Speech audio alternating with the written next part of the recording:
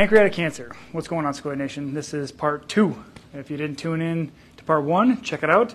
I talked about pancreas yesterday because I want to give you a precursor and a pre-understanding, a free frame as far as some of the stressors we have from a mind-body disconnect related to the pancreas, because people think pancreatic cancer is an issue with the pancreas, when indeed, if you understand German new medicine and understanding of the brain-body connection, disease doesn't start in the organ system, it starts with a brain-body disconnect. So let's dive into that. If you didn't check in, so you want to check back into the indigestible morsel conflicts and things like that that were related to the pancreas, because those are going to give you like the understanding of why the pancreas might be affected by some of this other stuff.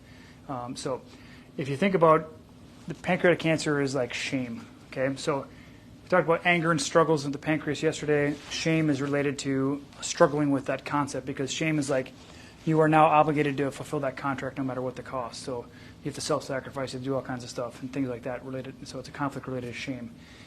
It can be having some type of injustice perpetrated on you, some type of act, some type of injury or harm done to you, physically, emotionally, whatever it might be, with a sense of injustice. Like you feel like it was a complete injustice. Someone like completely disregarded you as a human being, and as a result, they deprived you of your human dignity and things like that. So that's kind of what the pancreatic cancer is going to be related to, because you're struggling with that idea. Like, why did it happen? Why me? Instead of saying, why me, say, okay, what do I want to do about it? Okay, because as soon as you step out of the victim role, victim stage, victim mentality and belief system, then you can transform your life.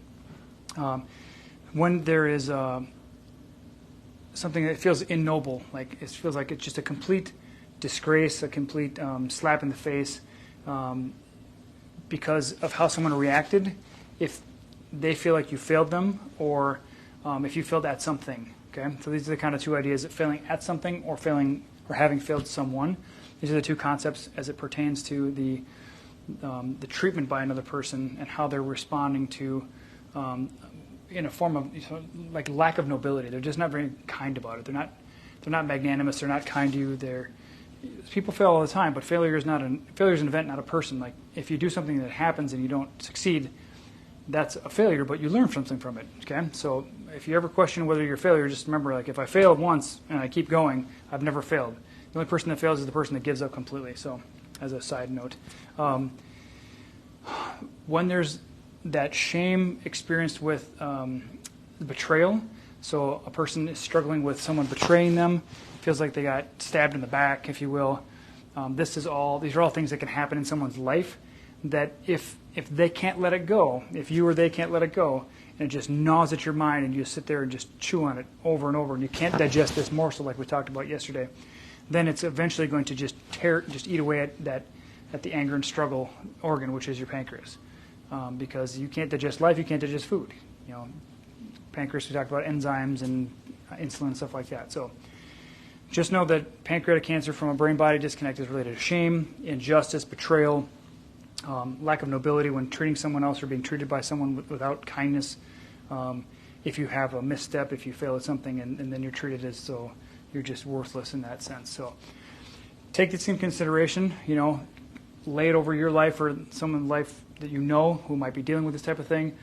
Everybody thinks that the word cancer is like a death sentence, because it's been popularized in the news. Like, you get cancer, like what's your long-term survival rate?